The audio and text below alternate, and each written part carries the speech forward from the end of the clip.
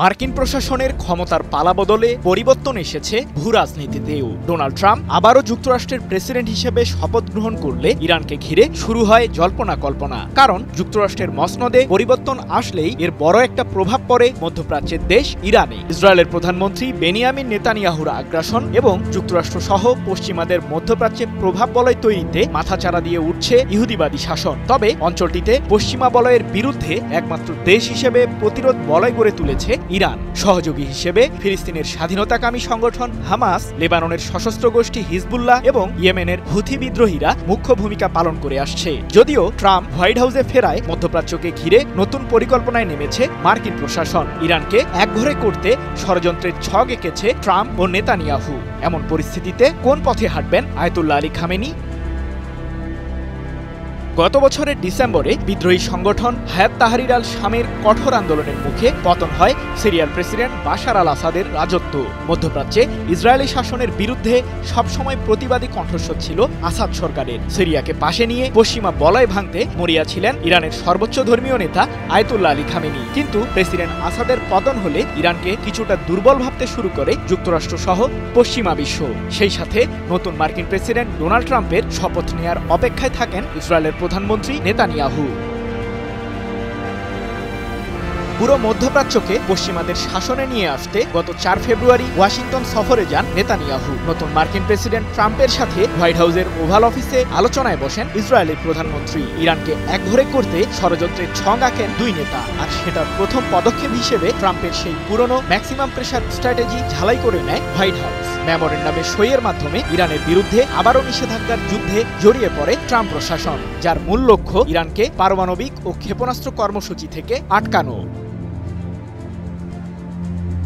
এদিকে বিশ্বজুড়ে যুদ্ধ থামানোর বুলি আর শান্তি ফেরানোর প্রতিশ্রুতি দিয়েছিলেন ট্রাম্প। সে লক্ষ্যে প্রথমে ফিলিস্তিনের গাজা উপত্যকায় ইসরায়েলের আগ্রাসন বন্ধ করতে নেতানিয়াহুকে চাপ দেন ট্রাম্প। গত 19 জানুয়ারি থেকে সাময়িক যুদ্ধবিরতিতে হামাস ও নেতানিয়াহু। অন্যদিকে হোয়াইট হাউসের দায়িত্ব নিয়ে 24 ঘন্টার মাঝে রাশিয়া ইউক্রেন যুদ্ধ থামানোর প্রতিশ্রুতি দিয়েছিলেন ট্রাম্প। লক্ষ্য পূরণ এখন পর্যন্ত না হলেও প্রেসিডেন্ট হিসেবে শপথ নিয়েই ট্রাম্প রুশ প্রেসিডেন্ট ভ্লাদিমির পুতিনের সাথে সুসম্পর্ক বজায় রাখছেন।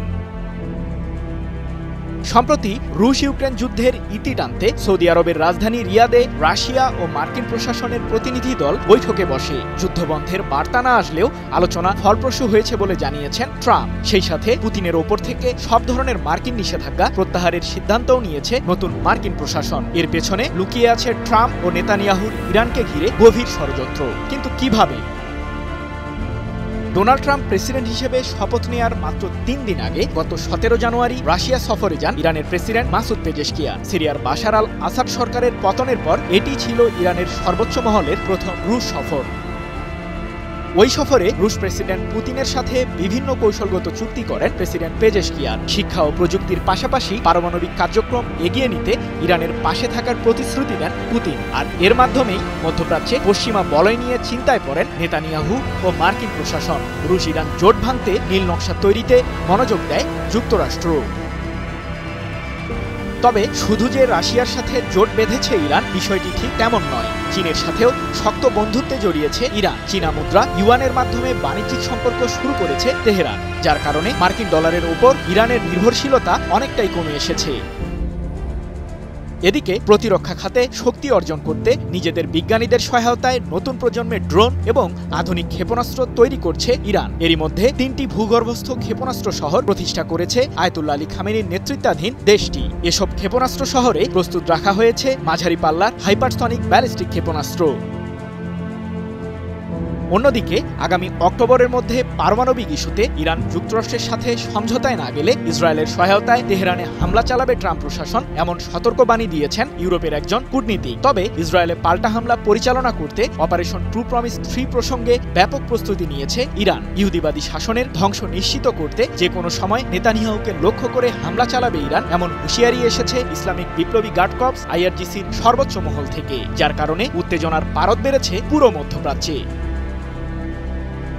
বিশ্লেষকদের ধারণা, রাশিয়ার সাথে যুক্তরাষ্ট্র স্বার্থের সম্পর্ক এগিয়ে নিলেও প্রযুক্তি খাতে ইরানের ব্যাপক সহযোগিতা পাওয়ায় তেহরানের পক্ষে থাকবেন পুতিন। পাশাপাশি মধ্যপ্রাচ্যে পশ্চিমা বলয় ভাঙতে জোরালো পদক্ষেপ গ্রহণ করবে ইরান।